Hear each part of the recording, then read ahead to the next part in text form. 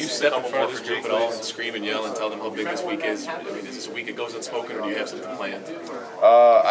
No, I don't have anything planned right now. I mean, if something needs to be said or done, we got the guys on the team that'll, make sure that happens. But, for most people, nothing needs to be said in this game. We all know what it means.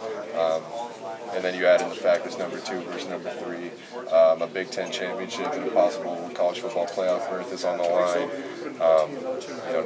Nothing needs to be said for the most part. Is it a game, though, where you actively have to prevent yourself from getting too emotional? Obviously, it's going to be. You're an Ohio kid, Michigan, Ohio State, but do you have to almost walk that fine line and say, when is too much?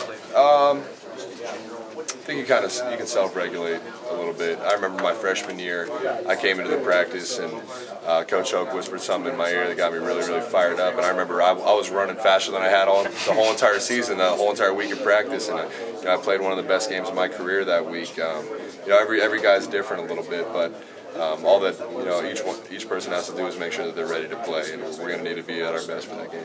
Jake, how important is it for college football to have Michigan and Ohio State back? College football has changed so much with realignment and everything. People don't even know who's in each other's conference, but everybody knows you two are, and to have you guys both relevant again, does that matter? I think it matters. I think it's great for college football. Maybe I'm a little biased, but I think a lot of people would agree with me. This is one of the greatest rivalries, if not the greatest rivalry in all of sports. And that goes back to that 06 game I was saying. There was friends I had that didn't have any say in the game, didn't care who really won, and they were just locked into that game just because it was such a great game. And it's great for college football. This is going to be an exciting game. It's an exciting time for our program and theirs, and it'll be a great game this weekend. Looking at your quarterback situation, what did John do to prepare in the week leading up to Indiana? And if he's quarterback this week, what else does he have to do to prepare this week? Yeah, John, he went about his business as he normally does. John's always been that type of guy who's just going to practice hard, prepare hard, leave nothing up to chance, and make sure this team's ready to play. And he understands that the offense is going to go as he goes. He's a leader, and he's a focal point of our quarterback's a focal point of the offense. And as far as this week goes, John's going to continue doing the exact same thing. He'll be getting ready again, and he understands that everything's on the line. But thankfully, John's been preparing, and we've all been preparing as if each game was this game. So we don't really have to change anything. And what does the offense need to do to help his effort out? Or if it's Spade, help Spade's effort out? Yeah, I mean, we just have to go back to preparation. I don't think we have to change anything that we've been doing.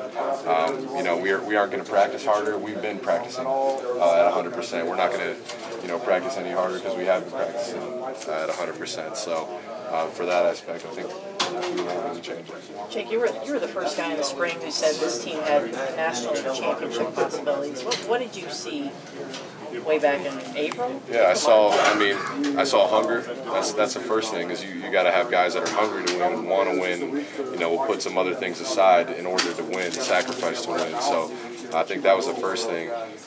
Obviously, there was talent across the board. There was experience, a lot of older guys, and when you're older, you can kind of solve problems on the fly a little bit, and that's what's going to happen. That's what you need in football. Obviously, our great coaching staff, and then it was just a matter of putting in the work to put it all together. And I knew we had the guys that were willing to do that. I mean, you could be in the NFL right now. I mean, you decided to come back. Is this why this week? Exactly. This week, this whole season, this opportunity that we have right now is exactly the reason that I came back. When Eric was talking about how romantic it was at the end of the game with the snow falling, then you hear the Beat Ohio chants. I imagine you heard those. Did it seem a couple years ago that maybe you weren't going to hear this, that it was, this game wasn't going to be as valued as it had been 10 years ago? I always trusted it. I always trusted that, I never thought that we wouldn't be able to get here. I knew that if you work hard, if you trust the process, and the big thing is just continue to work. Everything always seems to work itself out. As long as you work as hard as possible, leave nothing up to the chance, it'll work itself out. So, it was emotional, and that was a special moment.